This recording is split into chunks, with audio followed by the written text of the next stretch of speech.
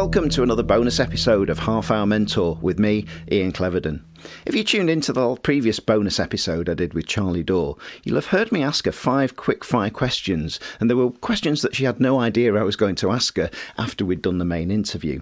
Well, I enjoyed it so much that I've decided to do it with as many of my future guests in this series as I can, varying the questions slightly though each time so they don't anticipate what's coming. I'm not sure whether they'll enjoy it, but it's fun for you listeners out there, so I've been told, and it was fun for me as well. This time, it's best-selling crime fiction author Malcolm Hollingdrake.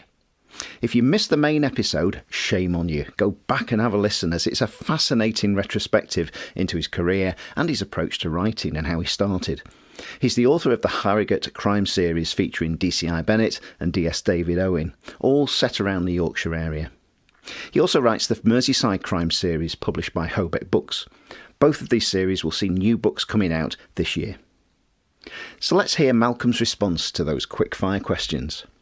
First one. In your opinion, what makes a great book? The cover, for me, because I don't read a lot of books. I think great ideas, well written, good endings. That's all I can say, really. Plot your storyline carefully or write and see what happens? Write and see what happens. Pantser, that's what I am. What's your favourite way of triggering an idea for a story? I think just keeping alert. People in the restaurant, what odd words that you hear, can be the major trigger to start a whole book. So be open to anything and everything.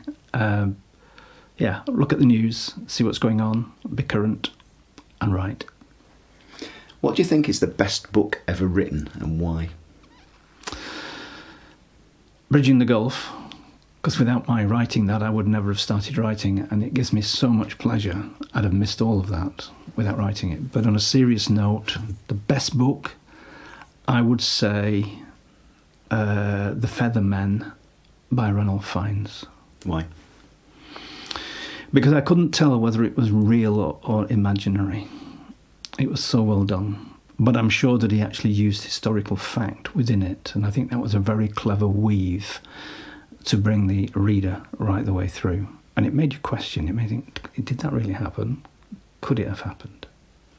And the answer was, who knows? Final question.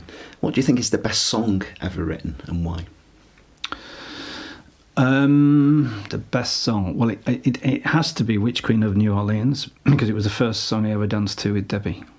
So without that song, life would have been very different, I think.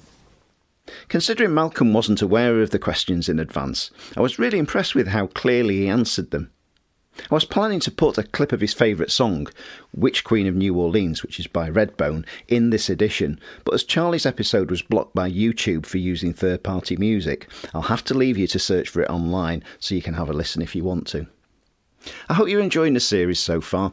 I'm certainly enjoying putting it all together for you, and hope that you're finding the interviews entertaining and hopefully insightful, especially if you're considering a career or a role in the arts in some form or other.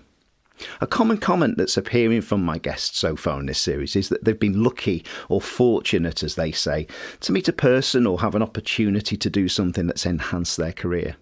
All I'd say to that is that you need to create your own luck. If you don't grab the chance to network or find that work experience, even if it's volunteering, for example, then the luck won't come around. That applies to any career, though, not just arts.